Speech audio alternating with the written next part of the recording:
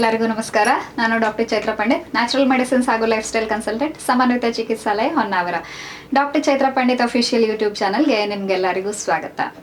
ಒಂದು ಪ್ರಶ್ನೆ ಏನಪ್ಪ ಕಾಮನ್ ಆಗಿ ಕೇಳಿದ್ದು ಅಂತ ಕೇಳಿದ್ರೆ, ಈ ಮಂಡಿಗಂಟು ನೋವು ನಿವಾರಣೆಗೆ ಬೇಕಾಗಿ ವ್ಯಾಯಾಮ ಅಂತ ಹೇಳಿ ನಾನೊಂದು ವಿಡಿಯೋವನ್ನು ಮಾಡಿ ಹಾಕಿದ್ದೆ. ಅದರಲ್ಲಿ ಕೇಳಿದ್ದಾರೆ ಏನಪ್ಪ ಅಂತಂದರೆ, ಮೇಡಮ್ ಮಂಡಿಗಂಟು ನೋವು ಯಾವ ಸ್ಟೇಜಲ್ಲಿ ಇದೆ ಅಂತ ಹೇಳೋದನ್ನು ಹೇಗೆ ಫೈಂಡ್ ಔಟ್ ಮಾಡೋದು ಅಂತ ಹೇಳ್ಬಿಟ್ಟು. ನೋಡಿ, ಇವಾಗ ಒಂದು ಮೇನ್ ಟೂಲ್ ಏನು ಮಂಡಿಗಂಟು ಸವಕಳಿ ಯಾವ ಸ್ಟೇಜಲ್ಲಿದೆ ಅಂತ ಹೇಳೋದನ್ನು ಕಂಡುಹಿಡಿಯೋದು ಅಂತಂದರೆ ಎಕ್ಸ್ರೇಯನ್ನು ಮಾಡಿ, ಆಂಟ್ರಿಯೋ ಪೋಸ್ಟೀರಿಯರ್ ವ್ಯೂ ಅಂತ ಹೇಳ್ತೀವಿ, AP.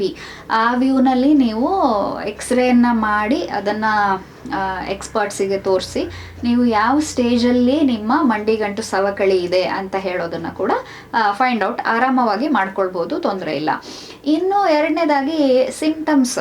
ಈಗ ಕೆಲವೊಂದು ಸಲ ಏನಾಗುತ್ತೆ, ಸಣ್ಣ ಪ್ರಮಾಣದಲ್ಲಿ ಅದು ನೋವು ಸ್ಟಾರ್ಟ್ ಆಗಿರುತ್ತೆ, ಎಸ್ಪೆಷಲಿ ಈ ಮಧ್ಯಭಾಗದಲ್ಲಿ, ಅಂದರೆ ಮಂಡಿಯ ಲ್ಯಾಟ್ರಲ್ ಮತ್ತು ಮೀಡಿಯಲ್ ಅಂತ ನಾವು ಹೇಳ್ತೀವಿ, ತೊಡೆಯ ಒಳಭಾಗ ಮತ್ತು ಹೊರಭಾಗ, ಅಥವಾ ಮಂಡಿಯ ಒಳಭಾಗ ಹೊರಭಾಗ. ಸೊ ಹೆಚ್ಚಿನ ಜನರಲ್ಲಿ, ಆಲ್ಮೋಸ್ಟ್ 99% ಜನರಲ್ಲಿ ಈ ಮಂಡಿಯ ಒಳಭಾಗದಲ್ಲಿ ನೋವು ಜಾಸ್ತಿ ಸ್ಟಾರ್ಟ್ ಆಗುತ್ತೆ. ಮೊದಲಿಗೆ ಶುರುವಾಗುವಂಥದ್ದೇ ಅಲ್ಲಿನ ಹೆಚ್ಚು ಒತ್ತಡ ಬೀಳೋದ್ರಿಂದ, ಅಲ್ಲಿ ಘರ್ಷಣೆ ಜಾಸ್ತಿ ಆಗೋದ್ರಿಂದ, ಅಲ್ಲಿಯ ಒಂದು ಗ್ಯಾಪ್ ಕಡಿಮೆ ಆಗೋದ್ರಿಂದ ಈ ಒಂದು ಮಂಡಿಗಂಟು ನೋವು ಬಂದ್ಬಿಡುತ್ತೆ, ಸವಕಳಿ ಹೆಚ್ಚಾಗುತ್ತೆ.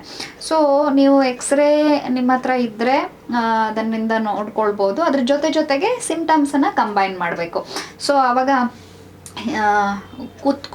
ಮಡಚಿ, ಈಗ ಮಂಡಿಯನ್ನು ಮಡಚ್ಕೊಂಡು ಏನೋ ಒಂದು ನೀವು ಕೂತ್ಕೊಂಡ್ರಿ, ಕೆಳಗೆ ಕೂತ್ಕೊಂಡ್ರಿ, ಎದ್ದೇಳಕ್ಕೆ ಕಷ್ಟ ಆಗ್ತಾ ಇದೆ, ಅಥವಾ ಕುರ್ಚಿಯಲ್ಲಿ ಕೂತ್ಕೊಂಡಾಗ ಕಾಲನ್ನು ತುಂಬ ಹಿಂದೆ ಇಟ್ಕೊಂಡು ಕೂತ್ಕೊಂಡ್ರಿ, ಮುಂದೆ ಚಾಚ್ಕೊಂಡು ಎದ್ದು ನಡಿಬೇಕು ಅಂತಂದಾಗ ಕಷ್ಟ ಆಗ್ತಾ ಇದೆ ಅಂತೆಲ್ಲ ಹೇಳಿ, ಶುರುನಲ್ಲಿ ನೋವು ಏನೋ ನಿಮಗೆ ನೋಟಿಸೇಬಲ್ ಪೇಯ್ನ್ ಬರ್ತಾ ಇದೆ ಅಂತಂದರೆ ನೀವು ಅದು ಫಸ್ಟ್ ಸೆಕೆಂಡ್ ಸ್ಟೇಜ್ಗೆ ಹೋಗಿದೆ ಅಂತ ಹೇಳಿ ನೀವು ಕನ್ಸಿಡರನ್ನು ಮಾಡಬಹುದು.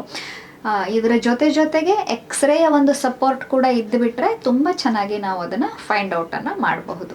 ಇದೇ ರೀತಿಯ ಇನ್ನೂ ಹಲವಷ್ಟು ಪ್ರಶ್ನೆಗಳಿದೆ. ನನಗೆ ತುಂಬ ಖುಷಿಯಾಗುತ್ತೆ ನಿಮ್ಮ ಕಾಮೆಂಟ್ಸ್ಗಳನ್ನು ಓದೋವಾಗ. ಯಾಕಂತಂದರೆ ಆರೋಗ್ಯದ ಬಗ್ಗೆ ತಿಳ್ಕೊಳ್ಬೇಕು ಅಂತ ಹೇಳುವಂತಹ ಒಂದು ಜಾಗೃತಿ ನಿಮ್ಮಲ್ಲಿ ಮೂಡ್ತಾ ಇದೆ.